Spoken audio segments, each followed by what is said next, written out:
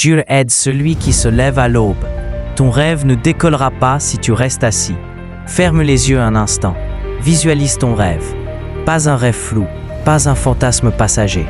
Je parle de ce rêve qui te hante, qui revient chaque fois que tu es seul. Chaque fois que tu vois quelqu'un réussir et que tu te dis « Moi aussi, je pourrais ». Une belle maison, ton propre business, une voiture qui ne tombe pas en panne tous les 2 jours. Le pouvoir de dire à ta famille « Ne vous inquiétez pas, je gère ». Maintenant regarde tes mains. Sont-elles en train de construire ce rêve? Ou sont-elles croisées, posées sur tes genoux, attendant que Dieu fasse tout le travail à ta place? Il est temps d'arrêter. Arrête de croire que Dieu va déposer le succès dans ton jardin, comme une mangue mûre tombée d'un arbre. Dieu n'est pas ton livreur personnel de miracles. Il t'a déjà donné le plus grand cadeau, un cerveau pour penser, 2 mains pour agir, et 24 heures chaque jour. Ce que tu fais de ces 24 heures est déjà une prière. Une prière silencieuse mais puissante. Une prière que l'univers entend. Tu penses que le chômage est une fatalité? Non. C'est souvent un manque de plan. Avoir une idée, c'est comme allumer une allumette. C'est chaud, c'est lumineux, mais si tu ne cherches pas du bois pour alimenter le feu, elle va s'éteindre en 10 secondes. Ton rêve est une flamme, et chaque action que tu poses est une bûche que tu ajoutes. Alors voici ton plan d'action. Pas des belles paroles, pas des promesses vides. Juste 5 étapes concrètes pour transformer ton « je veux » en « j'ai ».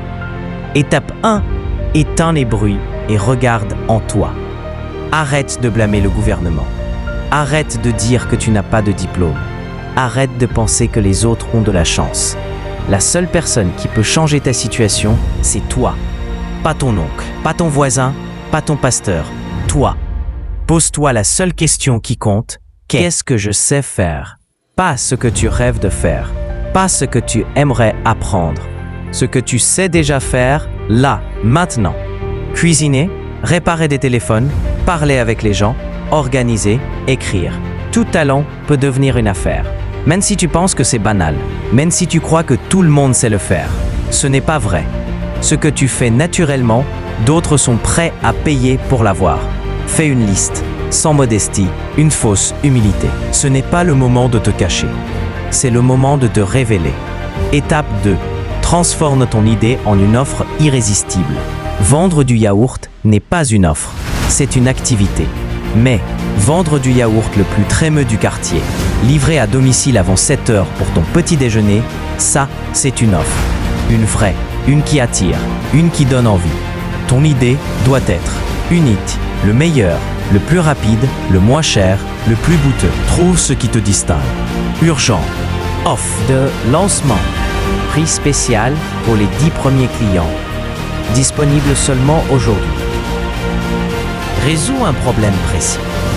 La faim, le stress, le besoin de se sentir beau, organisé, efficace. Le marketing, ce n'est pas mentir, c'est mettre en lumière la valeur que tu apportes. C'est montrer aux gens pourquoi ils ont besoin de toi. Et crois-moi, ils ont besoin de toi. Mais ils ne le sauront que si tu leur dis. Passe à l'action, même une action toute petite. Tu ne vas pas construire un empire en un jour, mais tu peux poser une brique aujourd'hui. Ton idée est de vendre du DG? Aujourd'hui, achète le lait pour faire 5 bouteilles. Tu veux être coiffeur? Demain, entraîne-toi sur la tête de ton petit frère. Tu veux vendre en ligne? Dans l'heure, crée un compte WhatsApp Business avec le nom de ta marque. L'action, aussi petite soit-elle, est une prière que l'univers étend et récompense. L'inaction, elle, est un péché contre ton propre potentiel. Chaque jour où tu ne fais rien, tu dis à ton rêve « Je ne te mérite pas ». Et ton rêve, lui, s'éloigne. Étape 4. Parle et vends, même si tu as honte. Ton produit ne se vendra pas tout seul. Tu dois apprendre à en parler, avec passion, avec conviction. Même si tu as honte, même si tu as peur du jugement, même si tu n'as jamais vendu quoi que ce soit, utilise un script simple. Présente-toi, dis ce que tu fais, explique pourquoi c'est utile et propose un essai, une réduction, une offre spéciale. Parle-en à ta famille, à tes voisins, à tes amis. Chaque client est une preuve que tu es sur la bonne voie. N'aie pas peur du non. Un non n'est pas un rejet, c'est une direction. C'est le monde qui te dit « cherche ailleurs ». Et tu dois écouter et continuer. Étape 5. Sois plus têtu que tes problèmes. Tu vas rencontrer des obstacles, des clients qui ne paient pas, des produits qui ratent, des jours sans vente, des moments de doute. C'est normal. Ceux qui réussissent ne sont pas ceux qui n'ont pas de problème. Ce sont ceux qui sont trop têtus pour abandonner. La persévérance est ta plus grande compétence.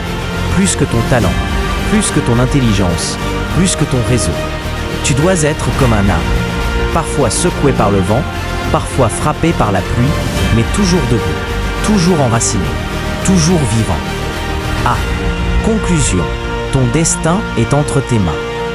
Dieu a placé le potentiel en toi, mais il ne va pas creuser le champ, planter les graines et récolter à ta place. Il t'a donné la force pour le faire.